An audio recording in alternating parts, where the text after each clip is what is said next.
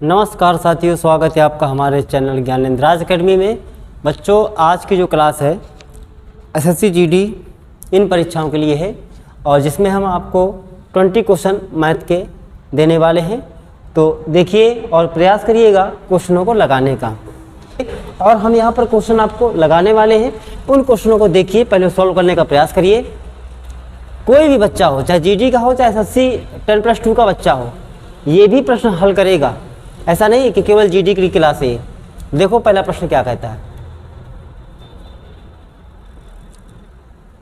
कह रहा है दो रेलगाड़ियों की गतियों का अनुपात क्या होगा यदि पहली 45 किलोमीटर प्रति घंटा और दूसरी 40 मीटर प्रति सेकंड की गति से चल रही है। दो रेलगाड़ियां हैं। पहली रेलगाड़ी की स्पीड क्या दी है?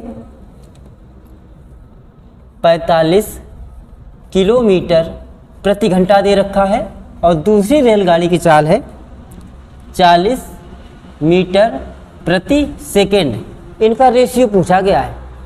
आपको जब भी रेशियो पढ़ाया गया आपको एक बात बताई गई है, रेशियो अनुपातिक संख्याएं एक ही क्वांटिटी के नंबर्स का ही निकाला जा सकता है।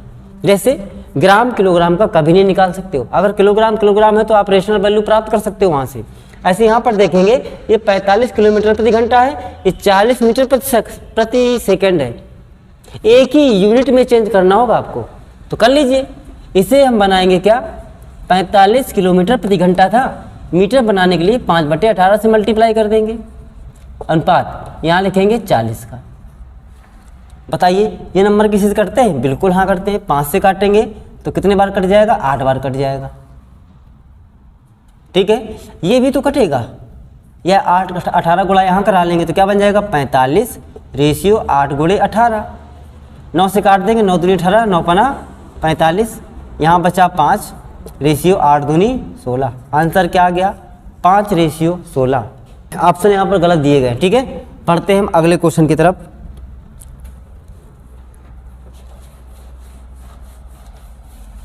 दूसरा प्रश्न है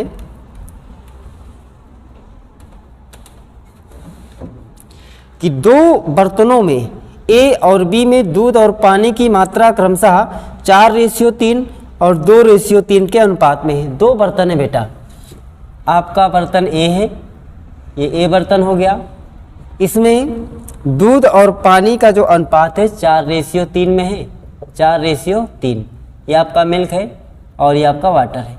एक दूसरा बर्तन भी है, उस बर्तन में मिल्क और वाटर का जो रेशियो दिया गया है 2:3 दिया गया है। क्या दिया गया है? 2:3 दिया गया है। उन मिश्रणों को एक बर्तन सी में मिलाया जाता है, मतलब तैयार किया जाता है। क्वेश्चन तो ये बोल रहा है, क्या बोल रहा है कि उन मिश्रणों से सी बर्तन में एक नया मिश्रण तैयार करने के लिए उन्हें किस अनुपात में मिलाना चाहिए ताकि नए मिश्रण में दूध और पानी की मात्रा आधी आधी हो जाए। आधा दूध तो आधा पानी। जो तीसरा बर्तन है, जो तीसरा आपके पास बर्तन है वो बर्तन सी है। कौन सा है? सी। इसमें दूध और पानी की मात्रा कैसी हो जाए? इक्वल, मतलब 1:1 हो जाए। ठीक है, एक काम करेंगे, इन्हें एलिगेट करना है। ठीक है, अभी आपको परसों की क्लास में बताया गया था कैसे एलिगेट करते हैं। लगाने के ढेरों मेथड है, लेकिन शॉर्ट ट्रिक से चलेंगे। देखो, इसको और इसको जब आप मिलाओगे, इसको और इसको जब आप मिला दोगे तो ये वाला क्वांटिटी निकल के आ जाएगी। बोलो हाँ या ना? तो एक काम करते हैं, ऐसे क्वेश्चन करने के लिए पहले क्वांटिटी आप बराबर कर लो। यहाँ पर 4 3 कितना बनता है? 7। यहाँ 2 3 कितना बनता है? 5। यहाँ कितना बन गया? 2। इन सब की मात्रा पहले तो बराबर कर लीजिए। बराबर करने के लिए 7 5 2 का मल्टीप्लाई करना पड़ेगा, मतलब लासा लेना पड़ेगा। एलसीएम कितना बनेगा? 7 गुणे 5 गुणे 2। आप लासा ले रहे हो ना, तो गुणा करो चाहे ना करो, ऐसे ही रखा रहे तो क्या लासा नहीं है? ये भी तो लासा है। अब एक काम करिए, यहाँ पर 7 दिया गया है तो 7 छोड़ के 5 और 2 बचता है। यहाँ कितने से गुणा होगा? 10 से। यहाँ 5 है, 5 को छोड़ देना, 7 गुणे 2 कितना बनेगा? 14। मतलब यहाँ 14 से गुणा करेंगे तब 70 बनेगा। 10 7 70 ये बन गया। यहाँ 2 है, 7 पना 35 से गुणा होगा, कितने से? 35 से। एक काम करना है, अगर दूध को उठाना तो दूध को, या तो पानी को लेना तो पानी को, लेकिन तीनों जगह पानी ही लेंगे। फिर अभी हम दूध लेके चलते हैं तो 10 गुणे 4 करने से क्या बनेगा, मिल्क को ले रहे हैं तो 40 बन गया। 14 गुणे 2 करने से क्या बन जाएगा, 28। 35 गुणा 1 करने से क्या बन जाएगा, 35। इन्हें एलिगेट कर दीजिए। 40 में 35 गया 5, 35 में 28 गया 7, रेशियो क्या निकल गया, 7:5, जो कि ऑप्शन में दिया गया, आप चेक कर सकते हैं। बढ़ेंगे हम अगले क्वेश्चन में। इस प्रश्न का ऑप्शन नंबर ए करेक्ट है। ये भी आपका मिश्रण से ही है। यहाँ पर क्या था, मात्राएं दोनों बर्तन से मिलाई जा रही थी। अब क्या हो रहा है, कुछ मात्राएं निकाली जा रही हैं, निकाले अच्छा डालें, ठीक है ना। जो रेशियो पहले प्रारंभिक मात्रा का होता है वही रहता है, ये चीज़ ध्यान रखिएगा। चलिए आगे बढ़ते हैं।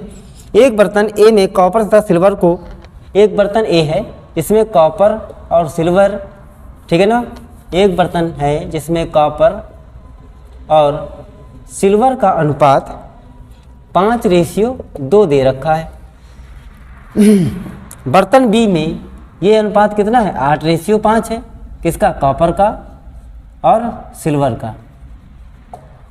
आगे कह रहा है उन बर्तनों के मिश्रणों में से किस अनुपात में मिश्रण निकाला जाए कि उनमें कॉपर तथा सिल्वर का अनुपात 9:4 हो जाए। कितना हो जाए, 9:4। आप क्वांटिटी चेक करो, क्या बनी 13, इसकी क्या बनी है 13, इसकी क्या बनी है 7। इन सबका एलसीएम ले लो, एलसीएम क्या बनेगा 91। इसे 91 बनाने के लिए 13 से मल्टीप्लाई किया जाएगा, इसे 7 से, इसे भी 7 से। इस 13 का गुणा जहाँ 5 में करें चाहे 2 में करें, अगर 2 में करेंगे तो हर जगह सिल्वर लेंगे, कॉपर में करेंगे बेटा तो कॉपर लेंगे। तो हमें इस बार सिल्वर ले लेते हैं। 13 गुणे 2 करने से क्या बनेगा 26, 7 गुणे 5 करने से क्या बनेगा 35, 7 × 4 जा क्या बनेगा 28। कर दीजिए एलिगेट, यहाँ बचेगा 2, यहाँ बचेगा 7। आंसर क्या आया 7:2, खत्म। 7:2, ऑप्शन नंबर ए यहाँ पर करेक्ट है। कह रहा है 2 बर्तनों में अम्ल और पानी क्रमशः 3:1 तथा 5:3 के अनुपात में मिलाकर घोल बनाया गया। उस घोल के एक नया मिश्रण घोल अम्ल तथा पानी का 2:1 के अनुपात में तैयार करने के लिए दोनों प्रकार के घोलों को परस्पर किस अनुपात में मिलाना चाहिए। यहाँ 2 प्रकार के आपके पास बर्तन है, उनमें अम्ल और पानी भरा है, मिला रहे हो, तीसरा बर्तन बन रहा है, उस बर्तन में अनुपात दिया है तो कह रहा पहले और दूसरे को किस अनुपात में मिला दे कि ये तीसरा वाला बर्तन बन जाए हमारा अनुपातिक में। तो कर लेते हैं। देखो पहला जो बर्तन है उसमें अम्ल और पानी का रेशियो क्या है 3:1, ये बर्तन ए हो गया। बर्तन बी में क्या है 5:3, क्या है 5:3, ये बर्तन बी में हो गया। ठीक, एक नया घोल बनाया जा रहा है जिससे एक बर्तन सी में डाला जा रहा है जिसमें वहाँ पर अम्ल और पानी का अनुपात 2:1 हो जाता है। मात्राएं बराबर करिए, क्या बनेगा यहाँ से, इनका मान 3, इसका मान क्या बनेगा 8, इनका मान क्या बनेगा 4, 8, 4, 3 का लासा ले लो 24 बन जाएगा। 24 बनाने के लिए इसे क्या करेंगे 6 से मल्टीप्लाई, तो 6 3 का 18, इसे 24 बनाना है 3 से मल्टीप्लाई, 3 5 15, इसे 24 बनाना 8 से मल्टीप्लाई, 8 दूनी 16, एलिगेट करो। 18 में 16 गया 2, 16 में 15 गया 1, क्या आंसर आएगा 1:2 के अनुपात में मिलाया जाएगा, जो कि ऑप्शन नंबर ए में दिया गया है। बढ़िए आगे 5 नंबर क्वेश्चन है। एक आदमी अपनी संपत्ति को इस प्रकार विभाजित करता है कि उसके पुत्र और पत्नी के शेयर, पुत्र और पत्नी, ध्यान रखिएगा, लिखते हैं यहाँ पर 5 नंबर क्वेश्चन है आपका, पुत्र और पत्नी का जो शेयर है, आगे पत्नी और पुत्र, फिर किसका बता रहा है पत्नी और पुत्री, अब किसका बोल रहा है पत्नी और पुत्री के शेयर का अनुपात 3:1 है। मतलब जो अनुपात पुत्र और पत्नी का है वही अनुपात पत्नी और पुत्र का है। इनका भी 3:1 है, इनका भी 3:1 ही है। यदि पुत्री को पुत्र से 10,000 रुपये कम मिलते हैं तो पूरी संपत्ति का मूल्य बताओ। किसको कम मिलते हैं? पुत्री को पुत्र से 10,000 कम मिलते हैं। पहले तो क्या काम करेंगे, इन सब का मान निकालेंगे। देखो यहाँ पर पत्नी कॉमन है दोनों जगह, तो किनका रेशियो निकलेगा? पुत्र पत्नी और पुत्री का। यहाँ लिखेंगे पुत्र, यहाँ लिखेंगे पत्नी और यहाँ लिखेंगे आगे हम पुत्री। इन सब का अनुपातिक मान निकाल लें और जिस अनुपात में बांटेंगे वही टोटल जो हमारा पैसा होगा, उस पैसे में से इनको कुछ ना कुछ दिया जा रहा होगा, आंशिक भाग, और सबको जोड़ देते हैं तो कुल मात्रा निकल के आ जाती है, लेकिन वो अनुपातिक निकल के आएगी यहाँ से।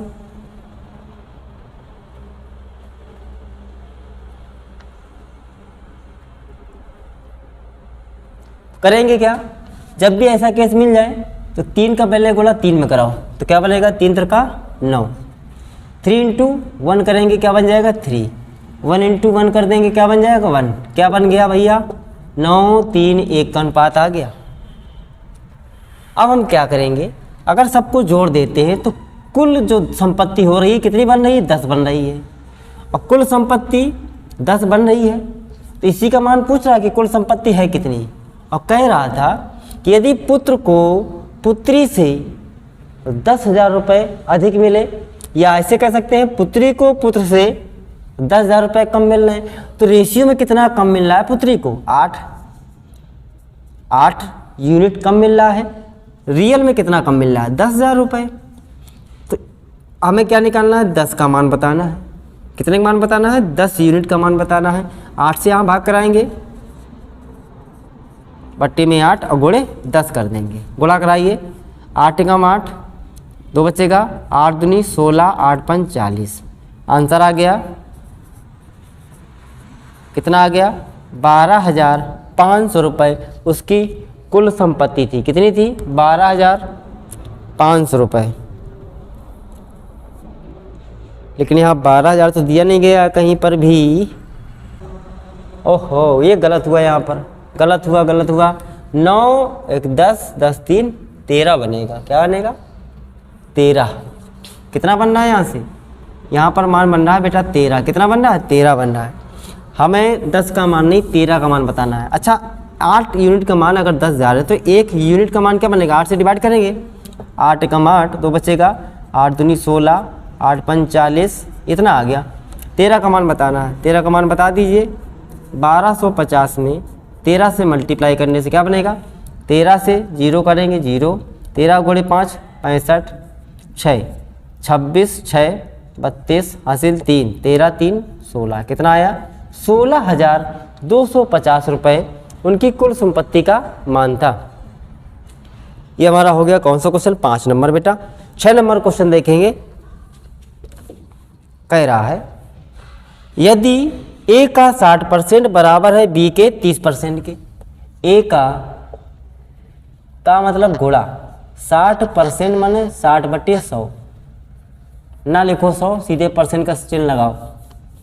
6 नंबर क्वेश्चन है, ए का 60% बराबर है बी के 30% के। यहाँ से ए और बी के रेशियो निकाल सकते हैं। देखो दोनों तरफ परसेंट है, काट दीजिए आप, ठीक है ना। यहाँ से 0 0 उड़ा दीजिए। ए का मान क्या बनेगा? 3, बी का मान क्या बनेगा? 6, ठीक है। रेशियो में तोड़ सकते हो, 3 एकम 3, 3 दूना 6। ए का मान, ए रेशियो बी की वैल्यू यहाँ से क्या आएगी? ए का मान आ गया 1 और बी का मान आया 2, लिख सकते हैं यहाँ से। आगे देखना बेटा, कह रहा बी बराबर सी का 40% है। बी बराबर सी का 40% है। भाई साहब बी की वैल्यू कितनी है? यहाँ पर बी की वैल्यू 2 दे रखी थी, यहाँ पर क्या रखेंगे? 2 रखेंगे, रख लीजिए 2 बराबर सी गुणे 40% का मतलब होता है कितना? 2/5। कितना होता है? 2/5 होता है, ठीक है। अब एक काम करना, 2 से 2 कट जाएगा, सी का मान कितना आएगा? डायरेक्ट 5 आ जाएगा। कितना आ जाएगा? सी का मान कितना आया? 5। और कह रहा है, करवा देते नहीं, आपको समझ में नहीं आएगा, ठीक है ना भैया, कर लेते हैं। तो 2 बराबर सी गुणे 40 को लिखेंगे 2/5। इस 5 का गुणा यहाँ करेंगे तो सी बराबर 2 गुणे 5 बट्टे में क्या आ जाएगा 2, 2 से 2 कैंसिल, सी का मान कितना बन गया 5। आगे क्वेश्चन दे रहा है, कह रहा सी बराबर ए का x%, सी बराबर ए का x% है, कितना है x% है, तो x का मान बताओ कितना होगा। किसका मान पूछ रहा है, x का मान बताओ कितना होगा। तो c की वैल्यू कितनी आ रही है 5, कितनी आ रही है 5, इसकी जगह रखेंगे 5 बराबर a का मान कितना दिया है 1, क्या रखेंगे इसकी जगह 1 गुणे x और बटे में हो जाएगा 100, ये 100 यहाँ जाएगा तो x का मान सीधे कितना आएगा 500, कितना आएगा 500, जो कि ऑप्शन नंबर आपका बी में दिया गया है। ठीक है, ये सिंप्लीफिकेशन है परसेंटेज बेस, कोई प्रॉब्लम नहीं है, आप कर पाएंगे। 7 नंबर क्वेश्चन देखना, पढ़िए क्वेश्चन को, प्रयास करिए लगाने का। कह रहा है जूस की सप्लाई 35 दिन तक चलती है, यदि उसके प्रयोग 40% बढ़ जाता है तो जूस की उतनी ही मात्रा कितने दिन तक चलेगी। यहाँ पर दूध की क्वांटिटी नहीं दी गई है, लेकिन हम मान लेंगे, क्या मान लेंगे कि मान लो हमारे पास पहले दूध की जो सप्लाई थी वो 100 लीटर हो रही थी, कितने लीटर हो रही, 100 लीटर हो रही थी। ठीक है भैया, और ये कितने दिन चलती थी, तो 35 दिन चलती थी। कितने दिन चलती थी, 35 दिन चलती थी। आगे है, यदि उसके प्रयोग 40% बढ़ जाता है, कितना बढ़ जाता है 40%, मतलब उसकी खपत कितनी हो गई 140, कितने दिन चलेगा x दिन चलेगा। तो यहाँ से x की वैल्यू निकालनी है, हमें क्या करना है 140 से डिवाइड कर देंगे तो 100 गुणे 35 बटे 140, 0 0 काटेंगे, या 35 से अगर इसको काटते तो 4 बार कटता, 4 से 100 को काटते कितना आता 25, x का मान आया 25, मतलब वो 25 दिन सामग्री हमारी चलेगी, मतलब जूस की सप्लाई कै दिन तक चलेगी 25 दिन तक। ऑप्शन नंबर यहाँ पर भी करेक्ट है। कह रहा है एक पंसारी नकली तौल का प्रयोग करके चीज़ें खरीदते समय भी और बेचते समय दोनों बार 10% का धोखा करता है। मतलब कहने का ये है कि जब वो वस्तु खरीद के लाता है तब भी वो 10% का लाभ कमाता है, और जब बेचता है तब भी वो 10% का लाभ कमाता है। ठीक है ना भैया, तो सक्सेसिव है, यहाँ पर लगा दीजिए। सक्सेसिव में क्या लगाते हैं x plus y plus x into y अपान के 100%, बस ये लगाते हैं। जब वो खरीदने जाता है तो 10% का प्रॉफिट कमाता है, लिखेंगे 10%, बेचता है तब भी 10% का प्रॉफिट कमाता है, और 10 गुणे 10 कितना बन जाएगा बेटा 100, यहाँ बट्टे में 100 आगे लगा दो परसेंटेज, 10 और 10 जोड़ने से 20 बनेगा, इसका इसमें डिवाइड करेंगे क्या बन जाएगा 1, तो मान कितना आ जाएगा 21% का उससे प्रॉफिट होगा टोटल, खत्म कहानी। ठीक है, क्वेश्चन कह रहा है कि ए तथा बी तथा सी ने 1:2:4 के अनुपात में पैसा निवेश करते हैं, और 6 माह बाद एक काम करते हैं, इनका पैसा हम कितना मान लेते हैं, ए का पैसा मान लेते हैं कि ए ने अपने 100 रुपये लगाए होंगे, बी ने 200 लगाए होंगे और सी ने 400 लगाए होंगे।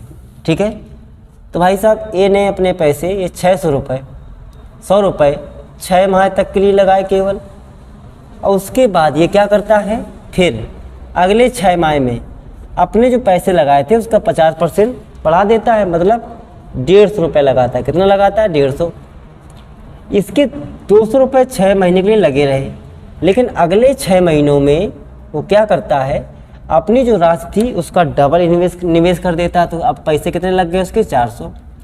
सी ने क्या किया 6 महीनों के लिए 400 तो लगाए, लेकिन 6 महीने के बाद अपना 1/4 भाग वापस ले लेता है, तो 1/4 वापस लेगा, मतलब 100 रुपये वापस ले लेगा, तो इसके अब पैसे यहाँ पर कितने बचेंगे 300 रुपये बचेंगे, है ना।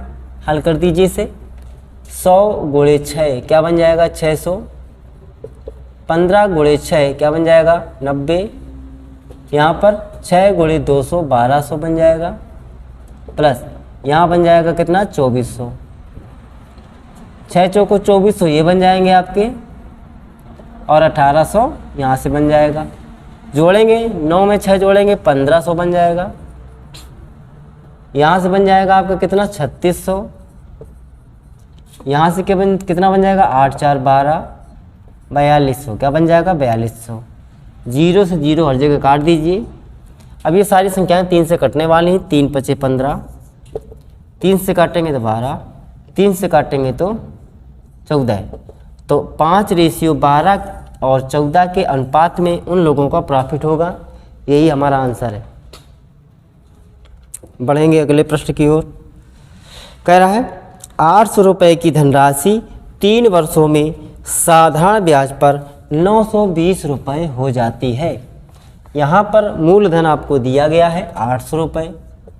कितना दिया है 800 रुपये। टाइम भी दिया है 3 वर्ष। कितना दिया है 3 वर्ष, ठीक है। और अमाउंट भी तो दे रखा है, कितना हो जाता है 920 रुपये। फिर आगे कह रहा है यदि दर 3% बढ़ा दी जाती है तो समान अवधि में वह धनराशि कितनी हो जाएगी। बताओ, इसको ट्रिक से करना चाहोगे कि बेसिक से? तो एक काम करते हैं, अगर मान लो दर बढ़ गई, कितनी बढ़ गई दर, तो दर बढ़ी तो जो हमें यहाँ पर मूलधन प्राप्त हुआ, अगर दर ना बढ़ती तो मूलधन हमारा 800 से 920 हो जाता। अगर कुछ परसेंट एक्स्ट्रा दर हो जाएगी तो मान लो 3% से बढ़ रहा है, और 1 साल में 3% बढ़ेगा ब्याज, तो 2 साल में 6, तो 3 साल में 9% का एक्स्ट्रा ब्याज मिलेगा नहीं मिलेगा। अब ब्याज किस पर मिलेगा? मूलधन पर। तो मूलधन तो दिया है 800, 800 का कितना परसेंट और निकालो, 9% और निकाल लीजिए, ख़त्म। 8 9 72 रुपये हमें और मिलने चाहिए थे, तब कितने हो जाएंगे 992 रुपये हो जाएंगे। आंसर आ गया, आंसर आ गया। अब जिन बच्चों को समझ में नहीं आया है वो कैसे करेंगे वो देख लें। देखिए, अच्छा बताओ, मूलधन हमारा कितना है 800 और मिश्रधन कितना है 920, ब्याज कितना बना हमारा, एसआई कितना बन गया, इसमें इसको माइनस कर लेंगे तो एसआई हमारा बना 120 रुपये। ये एसआई कितने साल का है? एसआई कितने साल का है? 3 साल का है। तो 1 साल का ब्याज क्या बनेगा? ये 3 वर्ष का ब्याज है 120, तो 1 वर्ष का ब्याज कितना बनता है? 3 से डिवाइड करेंगे 40 रुपये। और 1 साल के ब्याज की गणना यदि मूलधन पर कर दी जाती है तो रेट निकल के आ जाती है। ये तो बता चुके हैं आपको। तो 40 रुपये का ब्याज किस पर मिला है? 800 रुपये पर।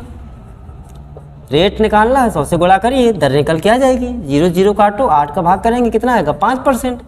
मतलब दर हमारी 5% थी। अब कह रहा है कि दर बढ़ा दी जाए, तो दर कितनी बढ़ा रहा है? 3%। 5% से कितनी हो जाएगी? 8% हो जाएगी, ठीक है ना। मूलधन वही है आपका, कितना 800 रुपये। समय भी वही है कि 3 साल में कितना धन हो जाएगा। अगर दर हमारी 8% होती तो 3 साल का ब्याज कितना बन जाता हमारा? 24% बनता कि नहीं बनता? अब ब्याज किस पर मिलता है? मूलधन पर।